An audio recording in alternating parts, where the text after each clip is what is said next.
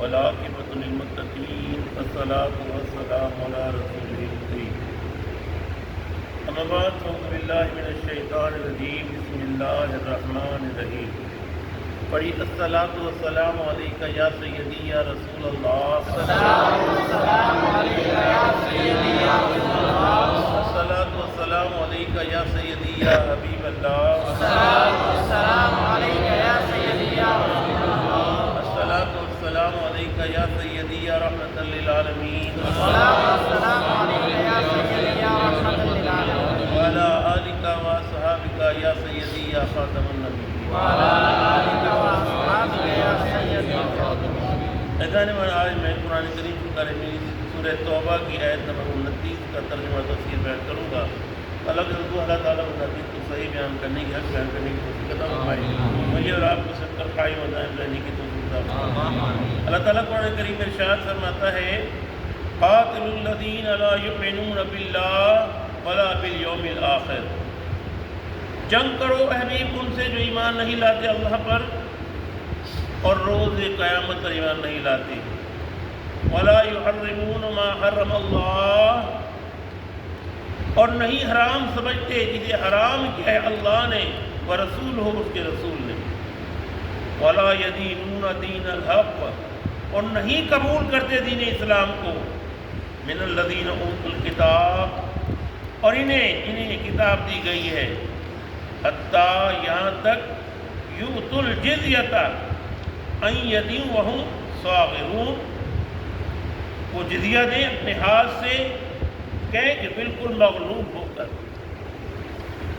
اس آیت کریمہ میں جب میرے آقا صلی اللہ علیہ وسلم مشرکین مکہ سے جنگ سے فارغ ہو گئے،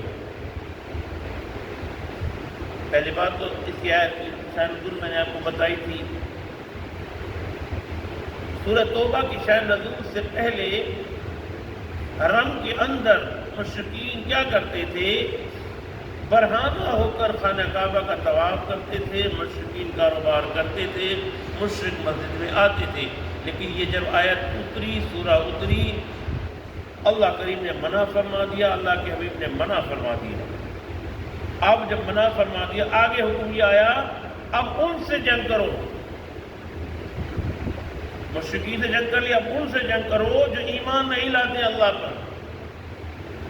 اہل کتاب بھی ہے، کتاب بھی رکھتے ہیں، سب چیز رکھتے ہیں، لیکن ایمان نہیں لاتے قیامت پر اللہ پر، اور کیا وَلَا يُحَرِّمُونَ مَا حَرَّمَ اللَّهُ وَرَسُولُهُ، اور جو اللہ اور اس کے رسول نے حرام کیا تو حرام نہیں سمجھتے، شراب، جوا، زنا، یہ توریت میں بھی حرام ہے، زبور میں بھی حرام ہے، یہود و نصارہ میں بھی حرام ہے۔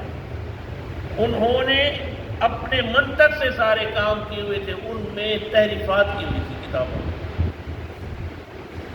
فرمایا اب ان سے آپ کو جنگ کرنی ہے، کب تک؟ وَلَا يَدِينُونَ دِينَ الْحَقِّ، جب تک وہ آپ کے دین اسلام کو قبول نہ کر لیں۔ اگر قبول نہ کریں، ضد پہ اڑ جائیں، قبول نہ کریں تو کیا کرنا ہے؟ اوتوا الکتاب، آ کے جنہیں ہم نے کتاب دی ہے، حتیٰ یؤتوا الجزیہ، پھر ان سے آپ جزیہ لو، عن ید وہم صاغرون، کس طرح جزیہ لینا ہے؟ وہ عاجز ہو کر وہ ایسے کہیں کہ ہم آپ پر غالب آ گئے، ہم آپ کے ماتحت ہیں، ہم آپ کو جزیہ دیں۔ اس طریقے سے کہا کہ جب یہ آیت اتری تو اس کے بعد دین کا عروج ہوا،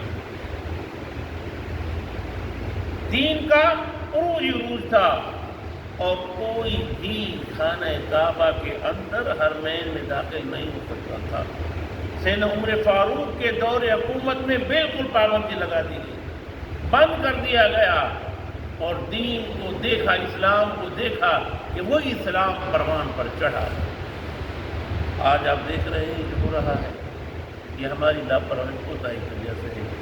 اللہ کی قدرت تعالیٰ سب کو مختلف فرمائے۔